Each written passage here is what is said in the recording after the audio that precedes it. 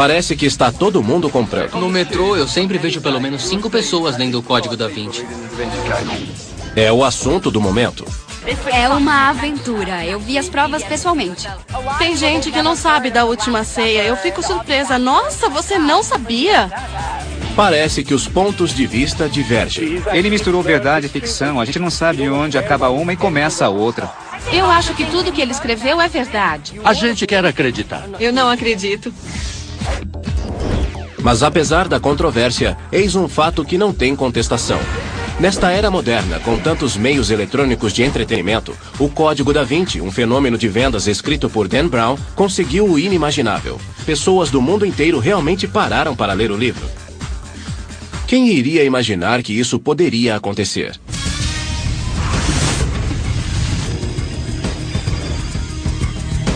Da Vinci decodificado. Fato. O Código da Vinci vendeu mais de 25 milhões de cópias no mundo todo. Fato. A Igreja Católica ficou realmente abalada com a popularidade do livro. Em março de 2005, o cardeal Tarcísio Bertone foi eleito para liderar uma campanha de boicote ao Código da Vinci e para falar publicamente contra um dos seus conceitos centrais. O de que Jesus teria se casado com Maria Madalena, gerando uma linhagem de descendentes que continua até hoje.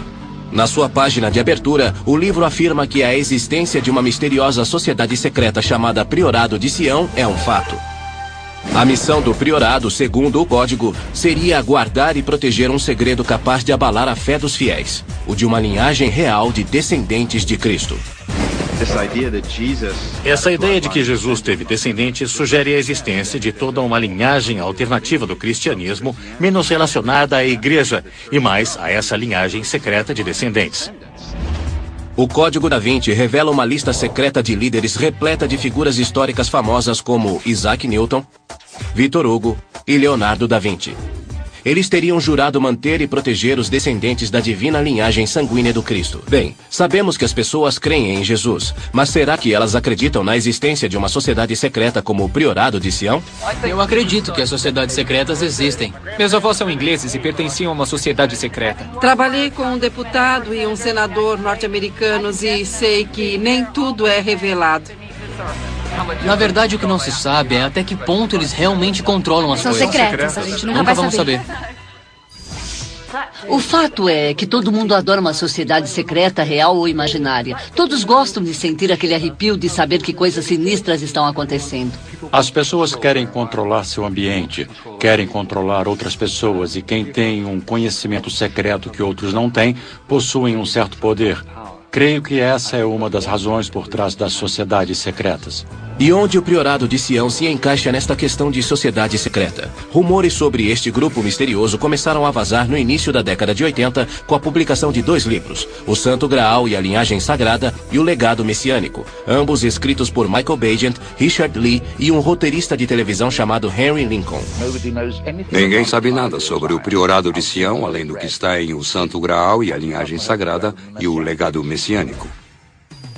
Michael Bagent, Richard Lee e eu conversamos com pessoas que se dizem membros do Priorado de Sião. Não sei se tal organização existe. Só sabemos o que algumas pessoas que se dizem membros dessa organização nos contam. Segundo o Código da Vinci e segundo o Santo Graal e a linhagem sagrada, a versão ortodoxa mais aceita é a de que se trata de uma sociedade secreta que existe há 1000 anos. 1000 anos sem que ninguém soubesse o que eles estavam fazendo. Aparentemente, o priorado fez um belo trabalho para se manter na clandestinidade. Como foi então que Lincoln encontrou sua pista? Começou em 1969, durante suas férias na França, quando ele comprou um livro de bolso chamado The Accursed Treasure of René Le Chateau, de Gerard de Sède. Trata-se da história verídica de um padre do século XIX chamado Berenguer Saunier, que viveu no sudoeste da França e supostamente descobriu uma série de pergaminhos escondidos num dos pilares da igreja. Os pergaminhos foram reproduzidos no livro. Segundo Sède, eles contêm mensagens secretas. Mensagens que ele misteriosamente deixou sem tradução.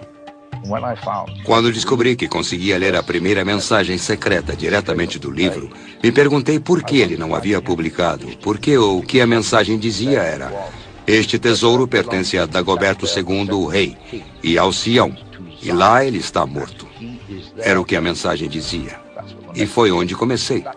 Mas o que seria o tesouro?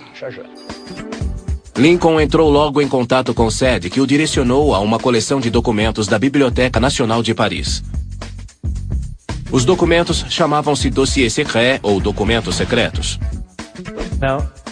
Nos documentos secretos há genealogias. Eles foram datilografados, mas supostamente se baseiam numa série de fontes, inclusive nos pergaminhos que haviam sido encontrados. Em boa parte eram genealogias. Mas quando se fala de algo que recua ao tempo de Jesus, então não é simplesmente uma árvore genealógica, é uma floresta. É a partir daí que a lenda do priorado realmente ganha força. Segundo os documentos, o priorado existia desde 1099 e tinha inclusive seu próprio exército, o dos Cavaleiros Templários. Na época havia um grupo de cavaleiros que juraram proteger os peregrinos que iam à Terra Santa e que se tornou muito importante durante as cruzadas. Os Cavaleiros Templários formaram uma organização extremamente poderosa em toda a Europa durante cerca de 200 anos. Ela tinha recursos imensos, principalmente porque todos os que se juntavam a ela doavam todos os seus bens materiais. Era a força de elite da época. Então havia uma organização secreta cuidando de uma complexa árvore genealógica e que mantinha seu próprio exército. Por qual motivo? Segundo seus próprios documentos, os templários surgiram especificamente para proteger os descendentes dos merovingios e para colocá-los em posições de poder, com base no entendimento de que seriam os legítimos herdeiros do trono da França. Mas o que é um merovingio? Os merovingios foram uma dinastia franca. Eu digo franca em vez de francesa porque a França não existia na época, mas seu território era em boa parte o que é hoje a França moderna.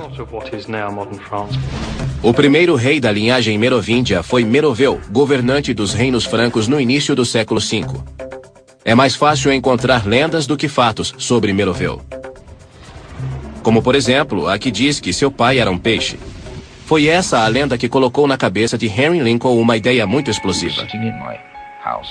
Estávamos na minha casa conversando sobre isso, e alguém comentou que havia algo estranho sobre os merovingios. Nessa hora, pode-se dizer que a ficha caiu. E o peixe, é claro, foi um dos primeiros símbolos de Jesus. Estaríamos falando sobre descendentes de Jesus? E foi assim que a ideia surgiu. Lincoln e seus colegas autores acreditavam ter encontrado mais uma ligação entre Jesus e os merovingios. Eles alegam que o merovingio chamado Teodorico foi coroado líder de um principado judeu na antiga região de Septimânia, no sul da França. Disseram também que ele era conhecido como Rei dos Judeus e que era um descendente direto da casa de Davi, o que o colocaria no ramo genealógico dos descendentes de Jesus. Daí nasceu também a hipótese controversa por trás de o Santo Graal e a linhagem sagrada e mais tarde do Código da Vinci de que os merovingios seriam os reais descendentes de uma união entre Jesus e Maria Madalena e de que o priorado de Sião fora criado para proteger tais descendentes. Mas o que é que tudo isso tinha a ver com Bérenger Saunier e René Le Chateau? Para isso teríamos que voltar a 679 d.C., quando o rei merovingio Dagoberto foi assassinado. Conta-se que o filho de Dagoberto foi salvo e levado em segurança à casa de sua mãe, que seria hoje o vilarejo de René Le Chateau, onde Saunier aparentemente encontrou um tesouro. O que nos traz de volta à mensagem secreta que Henry Lincoln encontrou no livro de Gerard Sed. Seria a linhagem secreta o verdadeiro tesouro de René Le Chateau? Essa descoberta transformou o pobre Saunier num homem rico? Os documentos secretos não oferecem resposta, mas sim uma lista que inclui alguns dos nomes mais famosos da história. Sua participação nessa lista não só coloca em questão suas vidas e carreiras, mas desafia a história da humanidade como a conhecemos.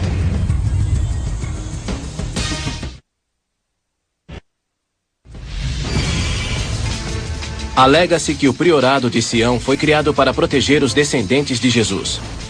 Bom, qualquer sociedade secreta que se preze precisa de um líder com um bom plano para manter a atenção de todos concentrada no que interessa.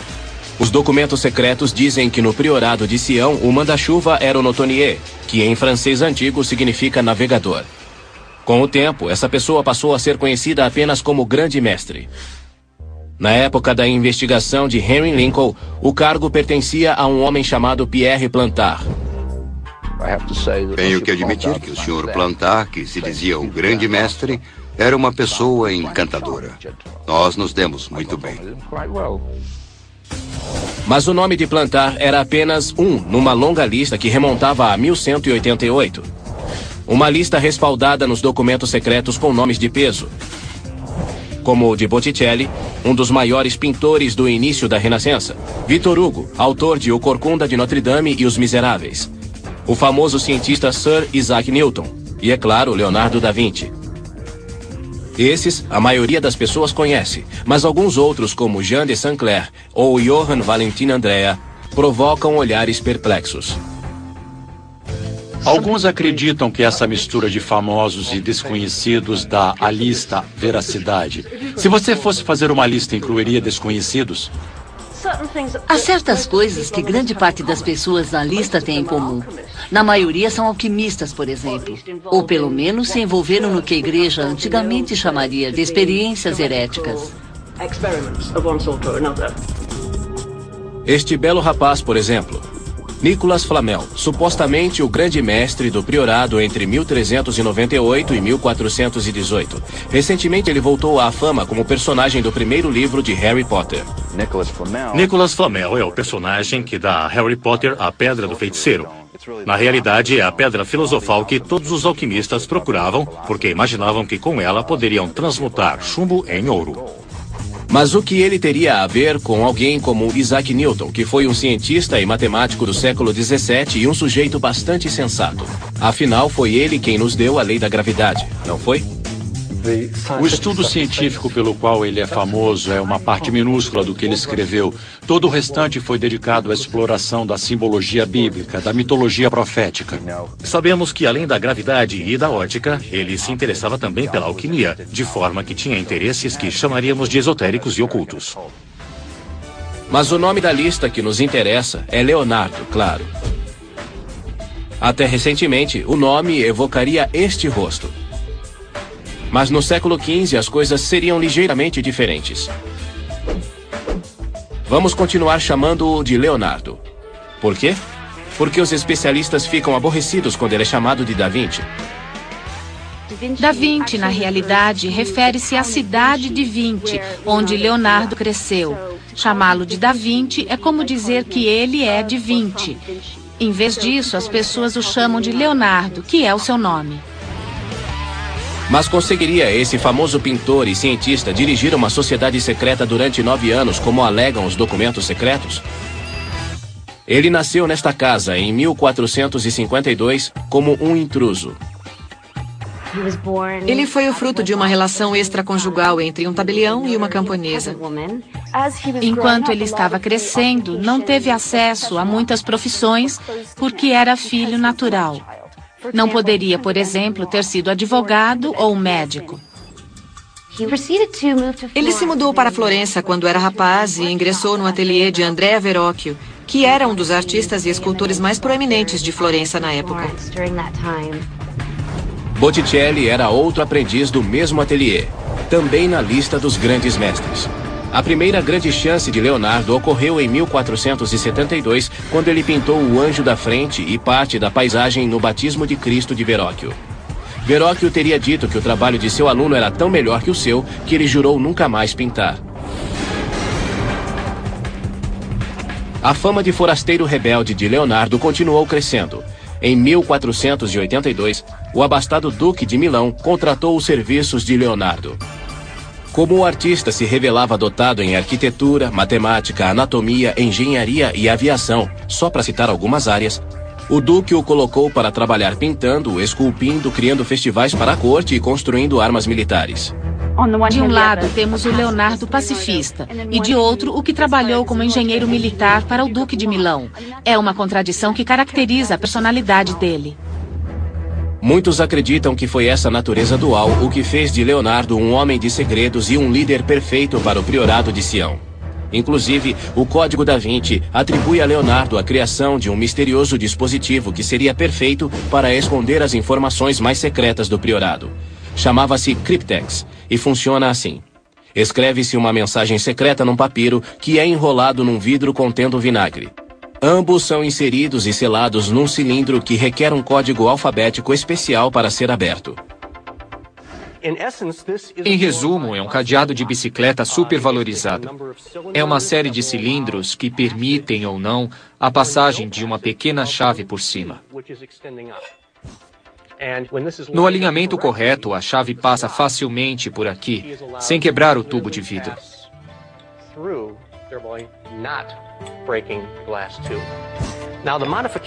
O que é diferente no Cryptex é que a chave é um pequeno braço articulado. A ideia é de que com um tubo de vidro lá dentro, quando a chavinha for empurrada, vai entrar e quebrar o tubo de vidro.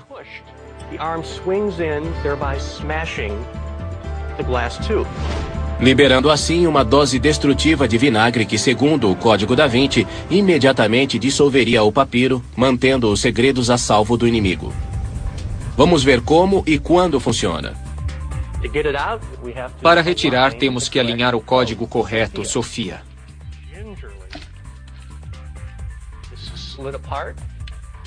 Isso então sai com facilidade e encontramos nosso frasco de vinagre intacto, assim como a mensagem escrita no papiro. Ótimo, mas se você errar o código, o mecanismo vai quebrar o vidro? O vinagre vai dissolver o papiro? E será que Leonardo inventou mesmo um dispositivo assim? Agora vejamos se ele teria realmente salvado os segredos do priorado de mãos inimigas. Isso é o que acontece quando não se tem o código correto. Parece que começamos bem, mas... Quebramos o frasco de vinagre e o papiro ficou encharcado. O livro todo se baseia no fato de que se o Cryptex for aberto e o frasco de vinagre quebrado, o papiro será destruído. Bom, eis o papiro encharcado de vinagre, mas intacto. Este papiro está de molho no vinagre há 1 mês. Totalmente intacto. Água rasa. Intacto. Ácido muriático. Afetou um pouco o papiro depois que ele ficou mais de 24 horas de molho. O Cryptex realmente é uma grande invenção, na imaginação de alguém. Eu queria informações sobre como fazer um Cryptex a partir dos desenhos do próprio Leonardo, mas eles não existem. Então Leonardo não estava escondendo segredos do priorado no Cryptex. Será que eles estariam ocultos na sua misteriosa escrita invertida? Já se especulou que um dos motivos, além do fato de ele ser canhoto, pelos quais escrevia na estranha criptografia de espelho, seria que ela funciona muito bem para ocultar ideias. Isso foi muito antes das leis de direito autoral, quando não se podia ter certeza de que a invenção não seria copiada. Mas onde estaria Leonardo escondendo os segredos do priorado? O Código da Vinci diz que uma das principais pistas pode ser encontrada numa das suas obras mais famosas, A Última Ceia. O afresco foi encomendado a Leonardo por um convento de Milão por volta de 1495. A imagem mostra o momento em que Jesus diz aos seus discípulos que um deles irá traí-lo. Todo mundo recentemente ouviu falar sobre o livro de Dan Brown, O Código da Vinci, e a comoção toda sobre as características um tanto femininas da figura de João. Características que levaram alguns a acreditar que essa figura seria, na realidade, a de Maria Madalena. De onde veio essa ideia?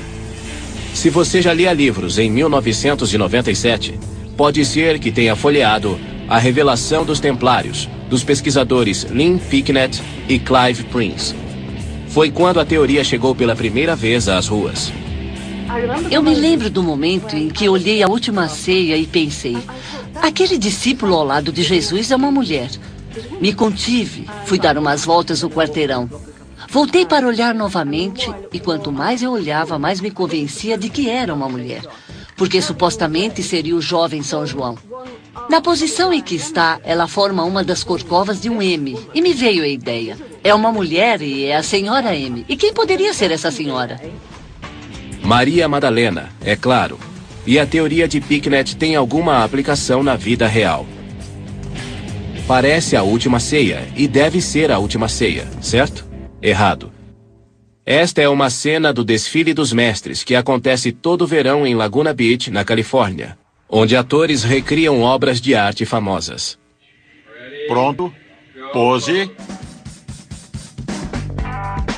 Meu nome é Anthony Lash e faço Jesus Cristo. Meu nome é Cristina Melick e faço João, o bem-amado, papel que ganhou muito destaque com o Código da Vinci, porque se acredita que é Maria Madalena pela forma como foi pintado. Nosso diretor de elenco teve muito dos mesmos desafios que Leonardo teve, porque queremos recriar as imagens da forma que elas são mostradas na pintura original. Mas os 2,5 centímetros de maquiagem e a iluminação especial ajudam a esconder algum grande segredo? A ideia de que a figura de São João seja a de um personagem feminino não é completamente sem sentido. Ele se destaca como significativamente mais jovem, mais inocente e suscetível que os demais.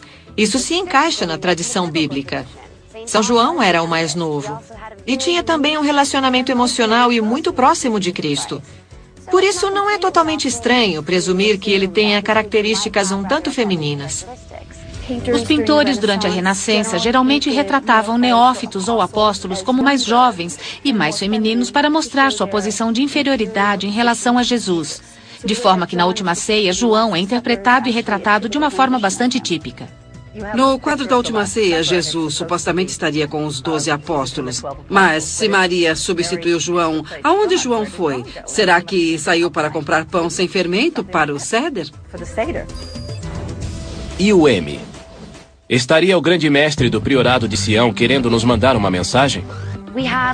Existe um certo formato em V entre a figura do Cristo e as figuras dos apóstolos que estão em ambos os lados. Talvez seja uma alusão ao M de Maria, de Madalena. Mas pode também ter sido apenas uma questão de composição para Leonardo.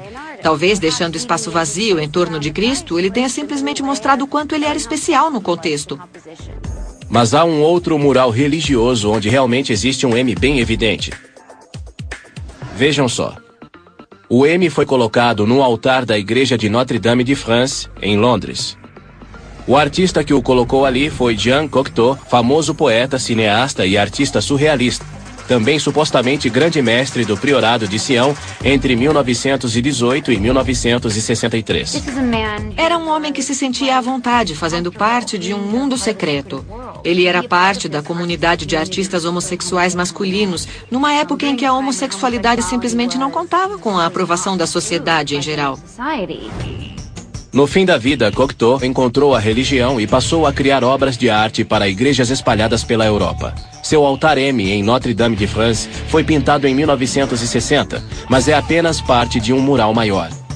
Um mural que, segundo alguns, tem tantas mensagens secretas quanto a Última Ceia de Leonardo da Vinci.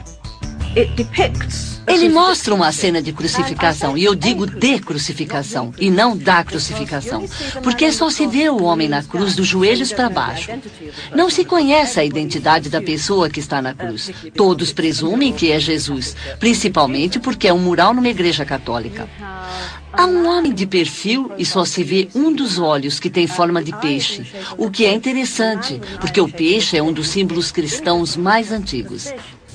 Estaria Cocteau dizendo que o homem com o olho em forma de peixe era Jesus, vendo alguém ser crucificado em seu lugar? Já se sugeriu isso. É uma noção bastante radical que se encaixaria na ideia de que o priorado desafiava as crenças tradicionais cristãs. Mais alguma coisa? Há um sol negro, que é um símbolo alquímico, e uma rosa enorme aos pés da cruz. A rosa pode simbolizar a Virgem Maria, ou talvez outra Maria, Maria Madalena. Mas a rosa é também um antigo símbolo de segredo. Há 2 lugares onde há séculos se encontra uma rosa. Um é o confessionário da Igreja Católica e, às vezes, em Bruxelas, as prostitutas colocavam uma rosa na cabeceira da cama, simbolizando que guardariam segredo tão bem quanto um padre. A rosa significava: seus segredos daqui não sairão. Elas estavam sob o símbolo da rosa. Existe uma outra teoria por aí. a de que os grandes mestres do priorado tinham a tradição secreta de se autorretratarem em suas obras de arte. Alguns dizem que esta figura na Adoração dos Magos é um autorretrato de Leonardo da Vinci e que uma versão mais velha do artista aparece em A Última Ceia. No mural de Cocteau, é bastante óbvio que este rosto é o rosto do próprio artista. Não há dúvida de que é um autorretrato do artista no primeiro plano. O interessante foi que ele se colocou de costas para a cruz. Com certeza parece que Cocteau estava tentando passar algo bastante radical, como Leonardo da Vinci ao se retratar de costas para Jesus na Adoração dos Magos e na Última Ceia. Pode ser algo que Cocteau simplesmente copiou das pinturas de Leonardo da Vinci ou pode ser parte de uma tradição artística secreta underground que o priorado de Sião conhecia. Se a tradição vai continuar, é preciso começar em algum ponto, e nem todos concordam que Leonardo colocou a si próprio em seus quadros. Criamos na história moderna essa ideia do gênio artístico como alguém acima e além do papel social em que foi colocado. Mas Leonardo viveu na Renascença, num período em que os artistas estavam começando a surgir como algo além de um trabalhador braçal. Ele não teria influência social suficiente para se incluir assim num quadro. E arriscar mensagens secretas num quadro como A Última Ceia poderia ter-lhe custado a vida, ou pelo menos seu ganha-pão. Não existe prova concreta de autorretrato, mas e aquele misterioso M no altar diante do mural de Cocteau em Notre-Dame-de-France? Será que ele estava nos dando alguma pista sobre o priorado de Sião e Maria Madalena? A única coisa que se pode realmente afirmar é que o que para uns são escolhas de composição, para outros são temas de conspiração. E como não se pode provar realmente que esses grandes mestres do priorado estavam usando letras para codificar mensagens em suas obras, que tal números? Uma série muito especial de números. Fora de sequência, eles não significam nada, mas na ordem correta têm significados ocultos e podem assumir proporções divinas. Segundo o Código da Vinci, há uma extraordinária sequência de números que o grande mestre do priorado de Sião usava para codificar mensagens secretas. Além disso, o livro alega que os mesmos números regem a perfeição, a arte, a natureza e até o corpo humano. Faz, portanto, sentido que o grande mestre Leonardo da Vinci soubesse tudo sobre os números especiais e que os tenha usado para criar suas obras-primas. Mas o que são esses números? Eles ficaram conhecidos como a sequência de Fibonacci, em homenagem ao matemático italiano do século XII. Estes são os números de Fibonacci. Eles são fáceis de entender. 1 mais 1, 2. 1 mais 2, 3. 2 mais 3, 5. 3 mais 5, 8 e por aí vai. O Código da Vinci alega que esses números estão em toda parte na natureza. Por exemplo, o número de pétalas e folhas nas flores e plantas geralmente é um número de Fibonacci. Inclusive, a disposição das sementes no miolo das flores parece se adequar à sequência de Fibonacci. Na pinha ou no girassol, por exemplo, temos espirais em sentido horário e anti-horário. Geralmente, o número de espirais horárias e anti-horárias são números de Fibonacci consecutivos. O que é mais notável sobre esses números é que depois dos primeiros dígitos, a relação entre dois números de Fibonacci consecutivos é sempre 1,618, mais conhecido como π ou proporção áurea. Como esses números aparecem frequentemente na natureza, as pessoas lhes atribuem propriedades místicas. Não há dúvida de que o Código da Vinci é uma boa história, mas ele está certo quando diz que Leonardo usou a proporção áurea em seus quadros? Acho que ele não seguia uma regra rígida. Ele encarava sua arte muito mais como se estivesse recriando a grande engenharia da própria natureza. Geometria e proporção eram importantíssimas para ele. Leonardo da Vinci ilustrou um livro para outro artista chamado A Divina Proporção. Mas fora isso, ele não parece ter usado a proporção áurea em nenhuma de suas obras. É agradável pensar que sim, mas acredite, não existe qualquer indício nesse sentido. Então, Leonardo não era um discípulo da proporção áurea. Provavelmente não ocultou mensagens subversivas na Última Ceia. Mas e a sua personalidade? Teria ele o requisito necessário para ser um grande mestre do priorado? Leonardo da Vinci era esquisito, ele era um gênio, o que não quer dizer que não era esquisito. Eu creio que ele sofria do transtorno do déficit de atenção. Ele começava as coisas e não conseguia terminar. Ele nunca terminou uma obra a tempo e metade de sua obra ficou inacabada. Ele era incapaz de programar seu tempo. Não conseguiu se organizar sequer para salvar a própria vida. Dá para imaginar alguém assim como o grande mestre de uma organização secreta. Ele acabaria esquecendo as atas. Mas e os outros 25 grandes mestres na famosa lista do Priorado de Sião? É o tipo de lista grandiosa que se monta com nomes fantásticos para criar um pedigree maravilhoso. Botticelli, Victor Hugo, Claude Debussy, Jean Cocteau. Isaac Newton e Leonardo da Vinci. Suas histórias foram extremamente bem pesquisadas e ninguém encontrou sequer um documento relacionado ao Priorado de Sião.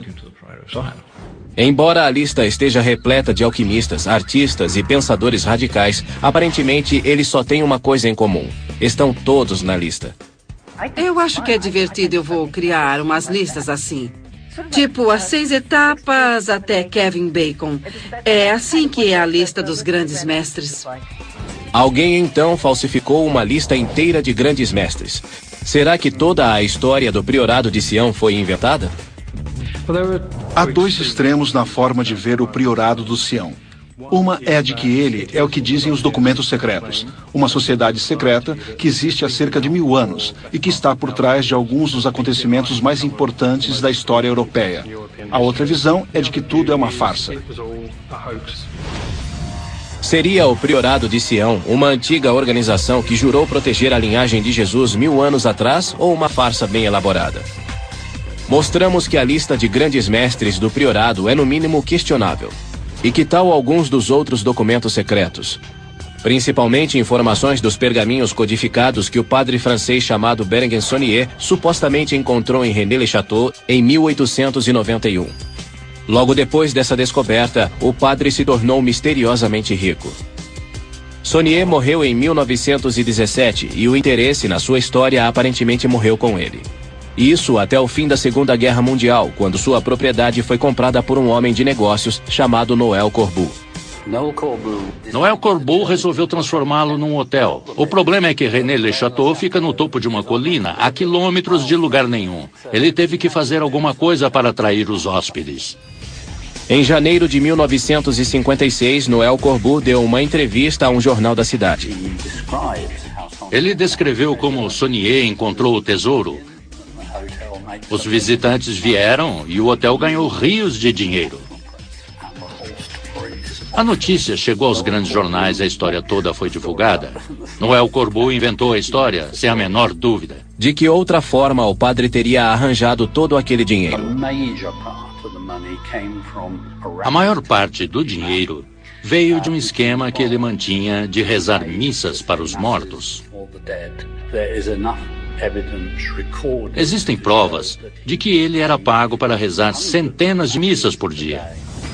Apesar disso, a lenda de Saunier e seu tesouro foi crescendo com o passar dos anos, e um misterioso cavalheiro começou a visitar René Le Chateau no início da década de 1960. Seu nome? Pierre Plantard. Parece familiar? Vamos voltar ao programa 20 minutos atrás e vocês vão se lembrar. O Sr. Plantard de Saint-Clair alegou que seria o grande mestre do Priorado de Sião. Plantard foi o homem que se apresentou como grande mestre do Priorado no início das investigações de Henry Lincoln.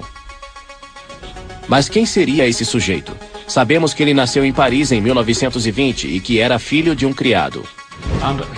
Ele teve sonhos de grandeza a vida toda, sempre montando sociedades e organizações. Como a Ordem de Cavaleiros que ele criou na década de 1940, chamada Alpha Galatis, ou outra registrada em 1956, chamada, adivinha o quê? Priorado de Sião. Ele vivia em Annemasse, próximo à fronteira da Suíça, onde há uma pequena colina chamada Sion, e é praticamente certo que ele tenha tirado inspiração para o Priorado de Sião dessa colina próxima de onde morava. A ideia era fazer uma campanha em prol de moradias baratas naquela região da França onde ele morava. Mas a coisa se desenvolveu porque Plantard tinha certas fixações e criou sua própria genealogia. Ele acreditava que conseguiria remontá-lo aos reis merovingios da França. E para prová-lo, criou uma série de gráficos genealógicos que o ligavam à linhagem real da França. Os documentos em si são bastante extraordinários porque foram manuscritos com stencil. E ele deve ter levado meses para desenhar as árvores genealógicas, os brasões. Incrível mesmo. Quando visitou René Le Chateau no início da década de 1960, Plantard achou que os misteriosos pergaminhos de Saunier seriam um grande acréscimo à miscelânea e pediu ajuda ao seu velho amigo, o produtor de rádio Philippe de Chérizy. Ao que parece, Philippe de Chérizy adorava uma piada. E quando Plantard pediu sua ajuda, ele simplesmente achou que seria divertido. É provável que ele tenha sido a pessoa que criou boa parte dos jogos intrincados do Priorado de Sião. Parece que os pergaminhos codificados foram obra dele. Informações do pergaminho codificado com pistas sobre Dagoberto II, o rei merovingio, e seu tesouro escondido foram mescladas às histórias e árvores genealógicas de Plantard e batizadas de documentos secretos. Na década de 60, eles apareceram na Biblioteca Nacional da França, um lugar estranho para se esconder documentos secretos. Se eu quisesse esconder documentos secretos, jamais os colocaria numa biblioteca e não os chamaria de documentos secretos. Eu os chamaria de ideias para a compostagem. Quando estavam montando todos os documentos, Plantard e Chérizy se juntaram a mais um colega, Gérard de Sade. Lembram-se dele? Ele escreveu o livro The Accursed Treasure of René Le Chateau, que se tornou a chave para 2 verdadeiros best-sellers: O Santo Graal e a Linhagem Sagrada e o Código da Vinci. Tudo o que de Sade escreveu, ele recebeu de Plantard. Plantard era a fonte. E isso inclui os pergaminhos codificados de Berenguer Saunier, reproduzidos no livro de Sade, que foi o que primeiro chamou a atenção do autor de O Santo Graal e a Linhagem Sagrada, Henry Lincoln, colocando-o na pista do tesouro de Saunier e levando-o finalmente ao Priorado de Sião. Já na primeira reunião que tive com ele, Plantard me chamou de lado com seu fiel escudeiro, Philippe de Chérizy, e de repente ele disse: falando nisso, os pergaminhos são forjados por ele. E apontou para Chérizy, que ficou meio surpreso e sorriu. Depois, mudou de assunto. Todo bom conspirador sabe que um sorriso enigmático mantém as pessoas interessadas, e essa é praticamente a única coisa que se pode fazer quando se trata dos motivos de Plantard e seus conspiradores do Priorado. Sabemos que Plantard queria ser rei, mas o que de Sade ou de Chérizy tinham a ganhar com tudo isso? Os dois têm um passado ligado ao surrealismo. O surrealismo quer, em resumo, subverter as normas da cultura. Gérard de Sade esteve envolvido com 2 organizações surrealistas, e temos de Chérizy, que era membro do Colégio de Patafísica. Patafísica é a ideia central do surrealismo, a de que se pode criar uma realidade imaginativa que, em alguns casos, se torna mais real que a própria realidade. Eles chegaram aonde queriam, principalmente quando o Código da Vinci declara que a existência do Priorado há mais de 1000 anos é um fato. E isso incluiria sua lista de grandes mestres e o último nome dessa lista, um dos surrealistas mais conhecidos de seu tempo, Jean Cocteau. Supostamente, entre 1918 e 1963, Jean Cocteau foi o grande mestre do Priorado de Sião, um nome estranho para constar nessa lista. Mas creio que há um motivo importante pelo qual ele está lá, e que é o de estabelecer a ligação da organização com o surrealismo. Então, vários surrealistas fizeram uma piada histórica. E se foi isso, quem foi o alvo? Henry Lincoln? Creio que hoje as pessoas dizem que quando descobri a história, fui atraído para o mundo do Sr. Plantard e o Priorado e enganado por eles. Conversa. Já deixei claro que não acredito em nada. A única coisa original na hipótese de o Santo Graal e a linhagem sagrada foi a descendência de Jesus. Não importa se é verdade ou não. O que importa é que, aparentemente no passado, havia quem acreditasse que isso era verdade. Quando a hipótese de Lincoln chegou ao público, o Priorado de Sião acabou gerando algo ainda maior e assumindo proporções que o próprio Pierre Plantard não conseguia controlar. Em 1982, sua história e sua linhagem merovingia foram incorporadas ao best-seller O Santo Graal e a Linhagem Sagrada. o conto do Priorado de Sião vem a público pela primeira vez, com alguns toques adicionais para os quais o próprio Plantar não estava preparado. A teoria mais famosa para o motivo pelo qual os merovingios eram considerados tão importantes seria sua descendência de Jesus. Isso deixou Plantar horrorizado. Ele achou um sacrilégio e negou tudo. Ele não tinha nada a ver com aquilo. Ele ficou revoltado por ter sido usado dessa forma. Se afastou do priorado e mais tarde admitiu que ele próprio havia criado os documentos. Pierre Plantar morreu em fevereiro de 2000, mas embora o Priorado de Sião não tenha sido criado para guardar o casamento secreto entre Jesus e Maria Madalena, muitas outras teorias sobre seu objetivo continuam surgindo. Tudo parece indicar que o Priorado de Sião não existia antes de 1956. Mas ele funcionou como fachada de outras sociedades, para que estas pudessem fazer certas coisas. E o que mais se destaca, por estranho que pareça, são os movimentos pela União Europeia. Os que ainda procuram uma boa conspiração do Priorado de Sião terão muito o que encontrar. Julgando pelo número de turistas que viajam à Europa atualmente inspirados pelo Código da Vinci, parece que muita gente adoraria descobrir alguma trama secreta do Priorado. E o principal lugar para encontrar pistas do cálice sagrado é o Museu do Louvre, em Paris. Atualmente as pessoas vêm visitar o museu com a ideia específica de olhar os quadros de Leonardo da Vinci por causa do livro e das ideias que ele evocava. Alguns vêm visitar o Louvre trazendo uma cópia do Código da Vinci.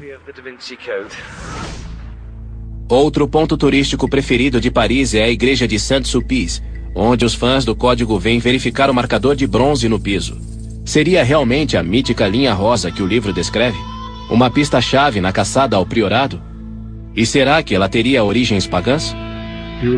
A data é claramente 1743, de forma que ela não é um vestígio de antiguidade como o Sr. Dan Brown alega. Mas quem sabe ele não consegue ler números romanos. O livro também alega que esta linha é o primeiro meridiano original, marcando a longitude zero. Uma chave para os cálculos de geógrafos e cientistas na hora de mapear e medir o mundo. Na realidade, essa fita metálica no chão é um instrumento astronômico chamado gnomo. A luz do sol brilha por uma lente cruzando a linha ao meio-dia todos os dias. O dispositivo foi instalado quando a igreja foi construída para que o padre pudesse calcular a Páscoa. Mas 25 mil pessoas por ano ainda tentam seguir a mítica linha rosa e acabam 640 quilômetros ao norte de Londres, na capela de Roslin, onde esperam encontrar por si mesmas se o Priorado de Sião está escondendo segredos sobre a descendência de Jesus e Maria Madalena. Muita gente agora vem a Roslin por causa do Código da Vinci. E algumas levam o livro a sério demais. Outras perguntam por onde, na capela, a linha rosa passa, como se fosse uma coisa física. Parece fácil transformar Roslin em linha rosa, não é? A palavra Roslin vem de duas outras que significam precipício íngreme e corredeira. É uma expressão geográfica. Muita gente acha que encontrou sua própria saga nas páginas do Código da Vinci e que está numa cruzada para denunciar ou defender o livro. Eu acredito que o livro tem argumentos muito fortes e dá o que pensar. Muitas pessoas querem acreditar que Cristo era casado. Para quem acredita que Peter Pan existe, isso faz sentido. Pessoas dos dois lados estão ficando exasperadas. Mas honestamente, o que é que isso tem de errado? Abriu todo um foco de interesse que não pode ser ruim. Acho que qualquer coisa que faça as pessoas quererem viajar e aprender tem muito valor. Eu só não aceitaria uma obra de ficção como verídica. A verdadeira jornada deve levar a uma religação com os fatos históricos. Se você está segura das suas crenças, pode ler o que quiser. E vai, inclusive, despertar o desejo de aprender mais. É correto questionar a história, que às vezes se revela pura ficção, o que nos diz que as lendas e os mitos não morreram. Não se esqueçam de que com todas essas teorias sobre Jesus, Maria Madalena e sociedades secretas por aí, há um fato que ninguém contesta. Todo mundo gosta de uma boa história. Às vezes uma boa história é melhor que a verdade. Na maioria das vezes. Dentro de 20 anos, alguém vai escrever alguma outra coisa com outro enfoque e todos vão se empolgar novamente, de forma que a história não termina. O que não se pode é acreditar em tudo. Cada um tem que comprovar por si. Versão brasileira, DTN Santos.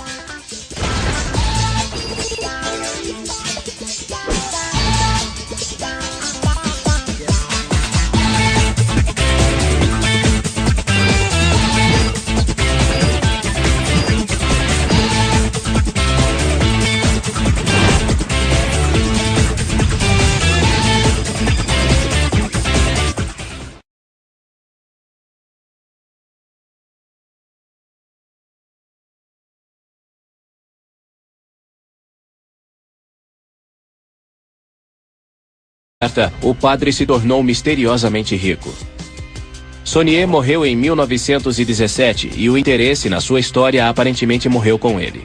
Isso até o fim da Segunda Guerra Mundial, quando sua propriedade foi comprada por um homem de negócios chamado Noel Corbu. Noel Corbu resolveu transformá-lo num hotel. O problema é que René Le Chateau fica no topo de uma colina, a quilômetros de lugar nenhum. Ele teve que fazer alguma coisa para atrair os hóspedes. Em janeiro de 1956, Noel Corbu deu uma entrevista a um jornal da cidade. Ele descreveu como Saunier encontrou o tesouro. Os visitantes vieram e o hotel ganhou rios de dinheiro. A notícia chegou aos grandes jornais, a história toda foi divulgada. Noel Corbu inventou a história, sem a menor dúvida. De que outra forma o padre teria arranjado todo aquele dinheiro? A maior parte do dinheiro veio de um esquema que ele mantinha de rezar missas para os mortos. Existem provas de que ele era pago para rezar centenas de missas por dia. Apesar disso, a lenda de Saunier e seu tesouro foi crescendo com o passar dos anos, e um misterioso cavalheiro começou a visitar René Le Chateau no início da década de 1960. Seu nome? Pierre Plantard. Parece familiar? Vamos voltar ao programa 20 minutos atrás e vocês vão se lembrar. O Sr. Plantard de Saint-Clair alegou que seria o grande mestre do priorado de Sião. Plantard foi o homem que se apresentou como grande mestre do priorado no início das investigações de Henry Lincoln. Mas quem seria esse sujeito? Sabemos que ele nasceu em Paris em 1920 e que era filho de um criado. Ele teve sonhos de grandeza a vida toda, sempre montando sociedades e organizações.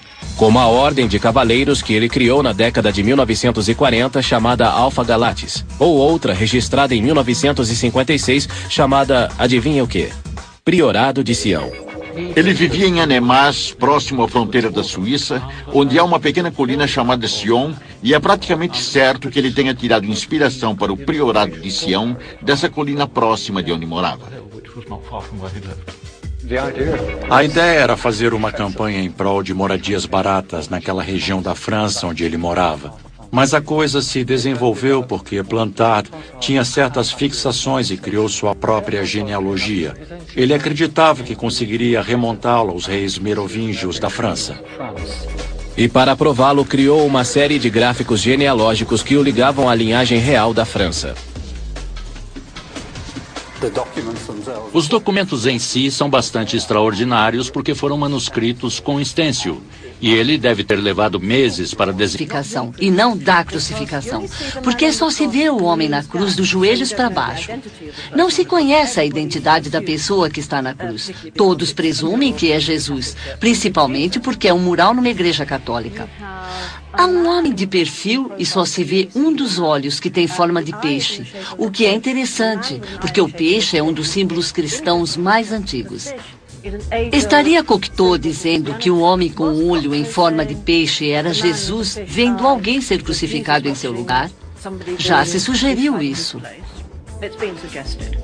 É uma noção bastante radical que se encaixaria na ideia de que o priorado desafiava as crenças tradicionais cristãs. Mais alguma coisa? Há um sol negro, que é um símbolo alquímico, e uma rosa enorme aos pés da cruz. A rosa pode simbolizar a Virgem Maria, ou talvez outra Maria, Maria Madalena. Mas a rosa é também um antigo símbolo de segredo. Há dois lugares onde há séculos se encontra uma rosa. Um é o confessionário da Igreja Católica e, às vezes, em Bruxelas, as prostitutas colocavam uma rosa na cabeceira da cama, simbolizando que guardariam segredo tão bem quanto um padre. A rosa significava: seus segredos daqui não sairão. Elas estavam sob o símbolo da rosa. Existe uma outra teoria por aí. A de que os grandes mestres do priorado tinham a tradição secreta de se autorretratarem em suas obras de arte. Alguns dizem que esta figura na Adoração dos Magos é um autorretrato de Leonardo da Vinci e que uma versão mais velha do artista aparece em A Última Ceia. No mural de Cocteau, é bastante óbvio que este rosto é o rosto do próprio artista. Não há dúvida de que é um autorretrato do artista no primeiro plano. O interessante foi que ele se colocou de costas para a cruz. Com certeza parece que Cocteau estava tentando passar algo bastante radical, como Leonardo da Vinci ao se retratar de costas para Jesus na Adoração dos Magos e na Última Ceia. Pode ser algo que Cocteau simplesmente copiou das pinturas de Leonardo da Vinci, ou pode ser parte de uma tradição artística secreta underground que o priorado de Sião conhecia. Se a tradição vai continuar, é preciso começar em algum ponto, e nem todos concordam que Leonardo colocou a si próprio em seus quadros. Criamos na história moderna essa ideia do gênio artístico como alguém acima e além do papel social em que foi colocado. Mas Leonardo viveu na Renascença, num período em que os artistas estavam começando a surgir como algo além de um trabalhador braçal.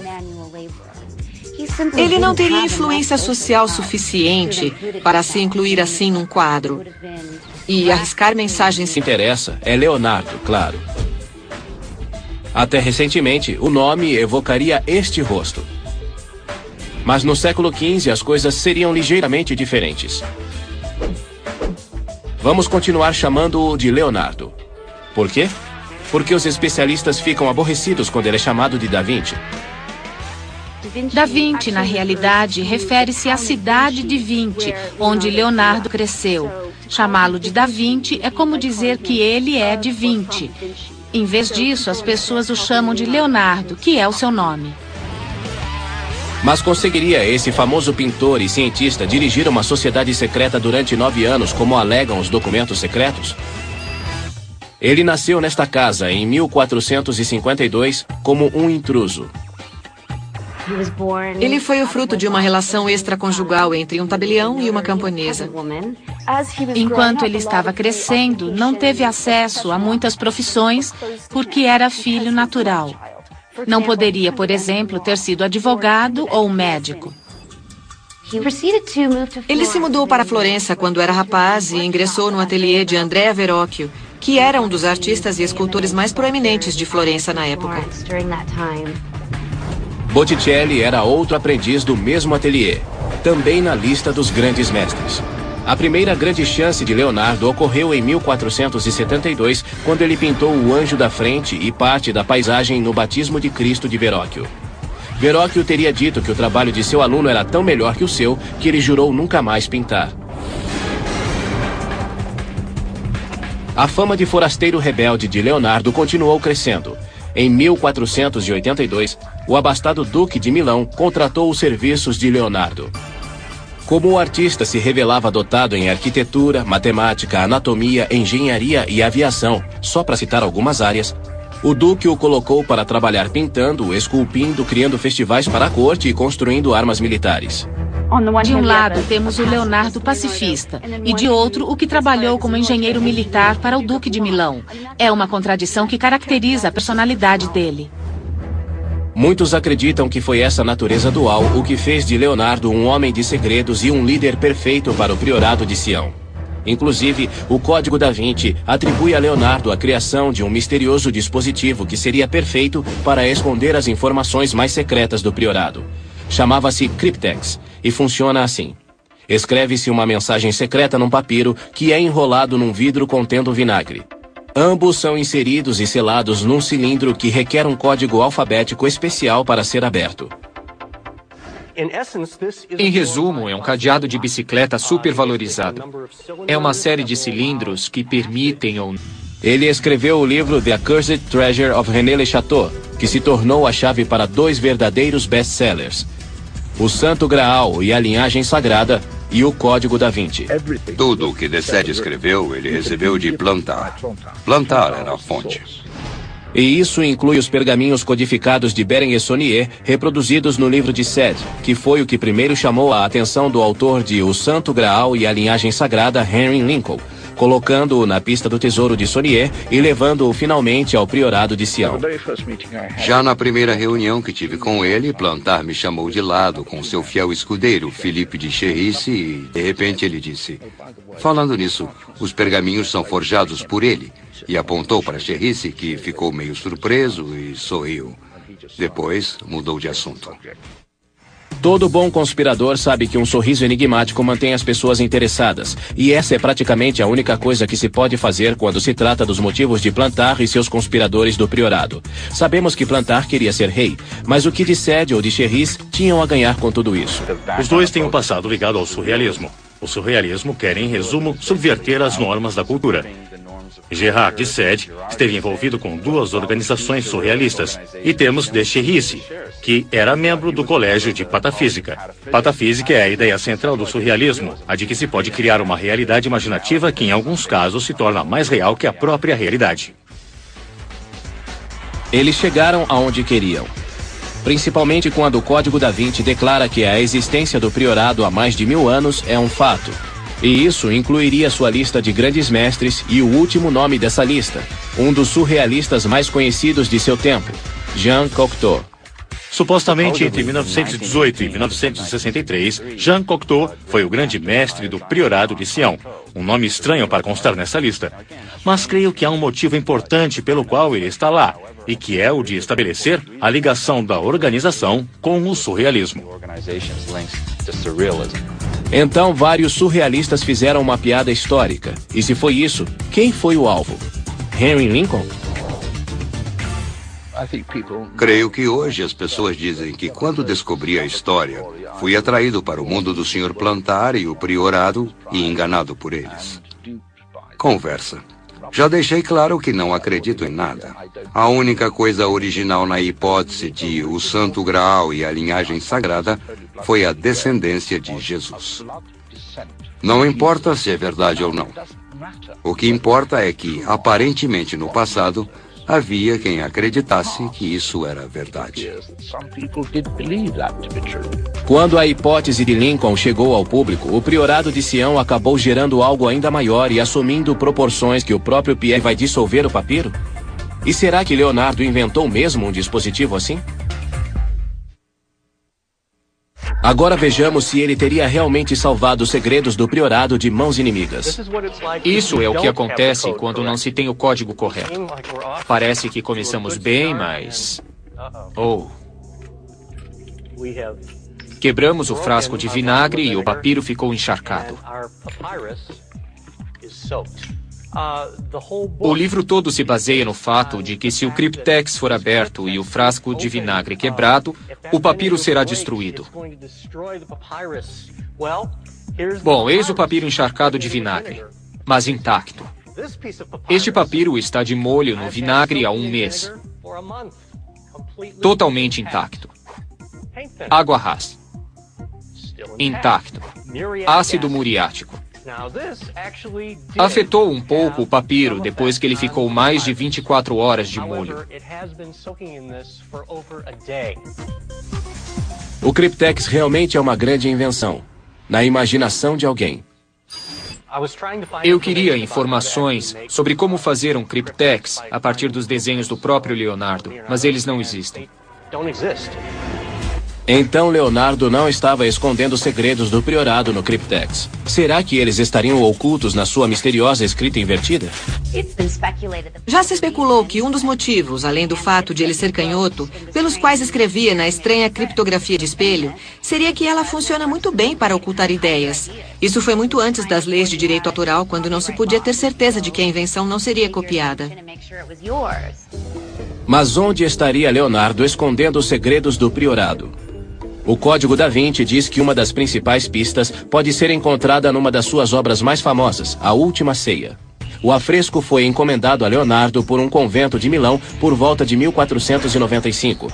A imagem mostra o momento em que Jesus diz aos seus discípulos que um deles irá traí-lo. Todo mundo recentemente ouviu falar sobre o livro de Dan Brown, O Código da Vinci, e a comoção toda sobre as características um tanto femininas da figura de João. Características que levaram alguns a acreditar que essa figura seria, na realidade, a de Maria Madalena. De onde veio essa ideia? Se você já lia livros em 1997, pode ser que tenha folheado A Revelação dos Templários, dos pesquisadores Lynn Picknett e Clive Prince. Foi quando a teoria chegou pela primeira vez às ruas. Eu me lembro do momento em que olhei a Última Ceia e pensei, aquele discípulo ao lado de Jesus é uma mulher.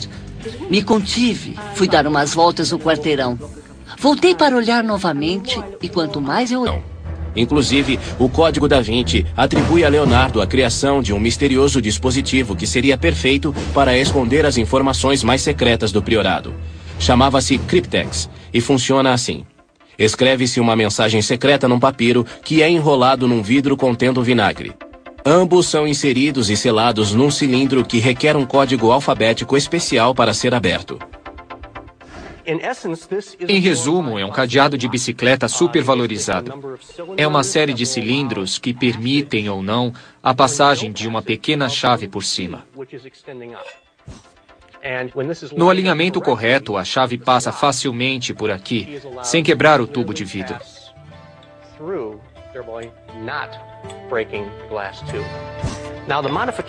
O que é diferente no Cryptex é que a chave é um pequeno braço articulado. A ideia é de que com um tubo de vidro lá dentro, quando a chavinha for empurrada, vai entrar e quebrar o tubo de vidro.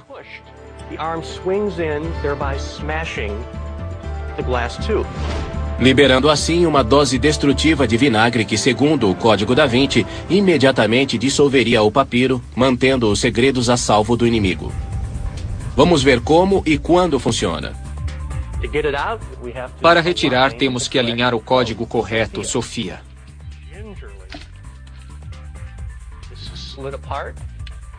Isso então sai com facilidade e encontramos nosso frasco de vinagre intacto, assim como a mensagem escrita no papiro. Ótimo, mas se você errar o código, o mecanismo vai quebrar o vidro? O vinagre vai dissolver o papiro? E será que Leonardo inventou mesmo um dispositivo assim? Agora vejamos se ele teria realmente salvado os segredos do priorado de mãos inimigas. Isso é o que acontece quando não se tem o código correto. Parece que começamos bem, mas... Quebramos o frasco de vinagre e o papiro ficou encharcado. O livro todo se baseia no fato de que se o Cryptex for aberto e o frasco de vinagre quebrado, o papiro será destruído. Bom, eis o papiro encharcado de vinagre, mas intacto. Este papiro está de molho no vinagre há 1 mês. Totalmente intacto. Água rasa. Intacto. Ácido muriático. Afetou um pouco o papiro depois que ele ficou mais de 24 horas de molho. O Cryptex realmente é uma grande invenção, na imaginação de alguém. Eu queria informações sobre como fazer... Creio que hoje as pessoas dizem que quando descobri a história, fui atraído para o mundo do Sr. Plantar e o priorado e enganado por eles. Conversa.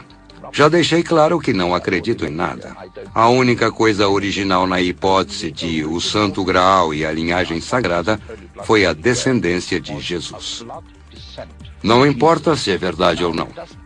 O que importa é que, aparentemente no passado, havia quem acreditasse que isso era verdade. Quando a hipótese de Lincoln chegou ao público, o priorado de Sião acabou gerando algo ainda maior e assumindo proporções que o próprio Pierre Plantar não conseguia controlar. Em 1982, sua história e sua linhagem merovingia foram incorporadas ao best-seller O Santo Graal e a Linhagem Sagrada. O conto do priorado de Sião vem a público pela primeira vez, com alguns toques adicionais para os quais o próprio Plantar não estava preparado. A teoria mais famosa para o motivo pelo qual os merovingios eram considerados tão importantes seria sua descendência de Jesus. Isso deixou Plantar horrorizado. Ele achou um sacrilégio e negou tudo. Ele não tinha nada a ver com aquilo. Ele ficou revoltado por ter sido usado dessa forma. Se afastou do priorado e mais tarde admitiu que ele próprio havia criado os documentos. Pierre Plantar morreu em fevereiro de 2000, mas embora o priorado de Sião não tenha sido criado para guardar o casamento secreto entre Jesus e Maria Madalena, muitas outras teorias sobre seu objetivo continuam surgindo. Tudo parece indicar que o priorado de Sião não existia antes de 1956. Mas ele funcionou como fachada de outras sociedades, para que estas pudessem fazer certas coisas. E o que mais se destaca, por estranho que pareça, são os movimentos pela União Europeia. Os que ainda procuram uma boa conspiração do priorado de Sião terão muito o que encontrar. Julgando pelo número de turistas que viajam à Europa atualmente inspirados pelo Código da Vinci, parece que muita gente adoraria descobrir alguma trama secreta do priorado. E o principal lugar para encontrar pistas do cálice sagrado é o Museu do Louvre, em Paris. Atualmente as pessoas vêm visitar o museu com a ideia específica de olhar os quadros de Leonardo da Vinci por causa do livro e das ideias que ele evocava. Alguns vêm visitar o Louvre trazendo uma cópia do Código da Vinci. Outro ponto turístico preferido de Paris é a igreja de Saint-Sulpice, onde os fãs do código vêm verificar o marcador de bronze no piso. Seria realmente a mítica linha rosa que o livro descreve? Uma pista-chave na caçada ao priorado? E será que ela teria origens pagãs? A data é claramente 1743. E o hotel ganhou rios de dinheiro. A notícia chegou aos grandes jornais, a história toda foi divulgada.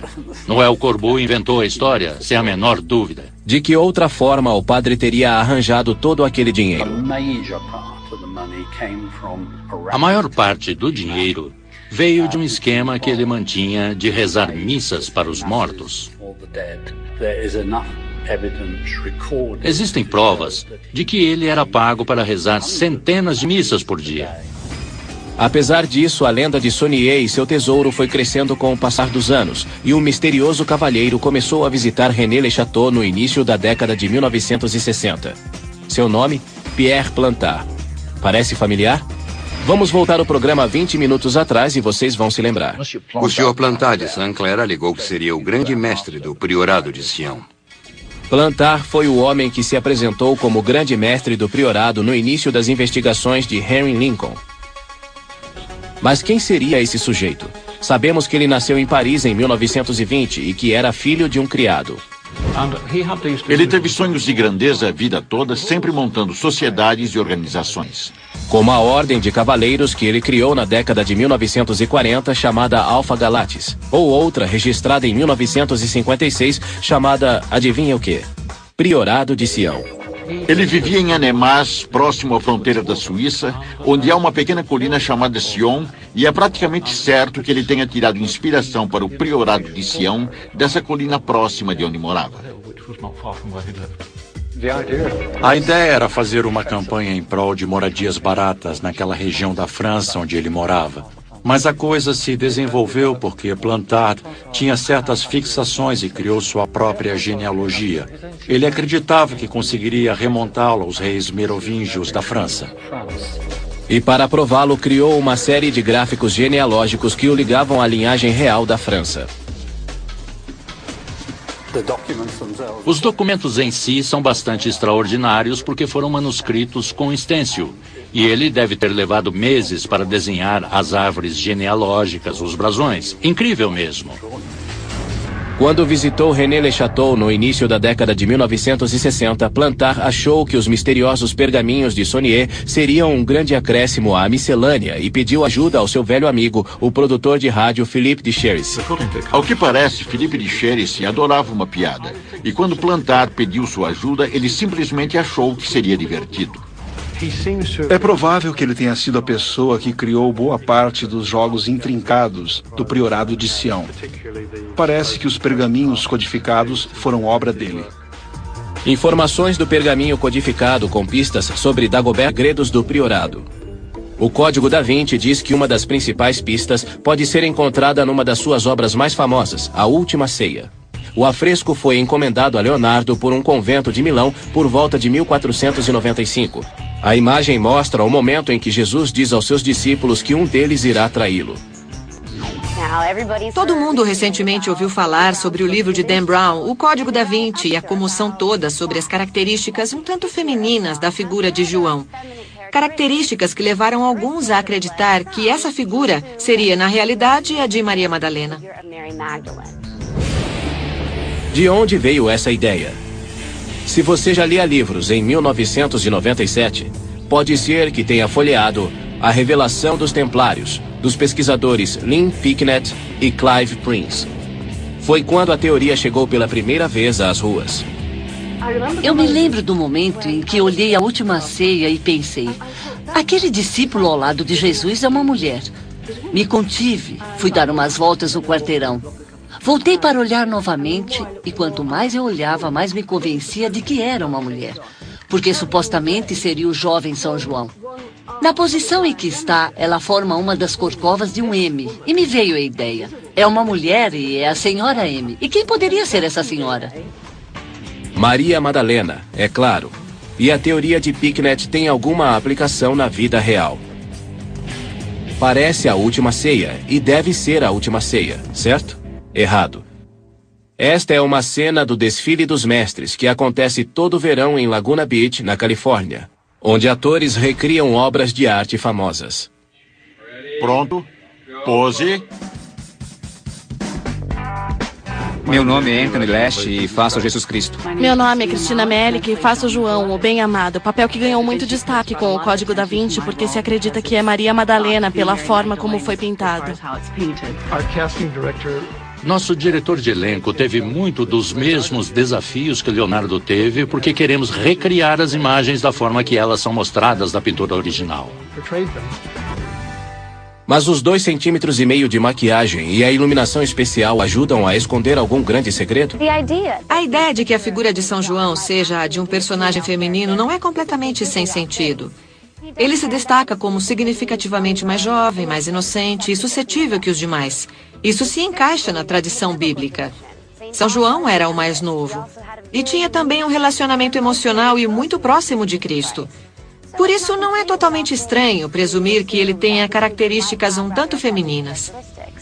Os pintores durante a Renascença geralmente retratavam neófitos ou apóstolos como mais jovens e mais femininos para mostrar sua posição de inferioridade em relação a Jesus. Quem sabe ele não consegue ler números romanos? O livro também alega que esta linha é o primeiro meridiano original, marcando a longitude zero. Uma chave para os cálculos de geógrafos e cientistas na hora de mapear e medir o mundo.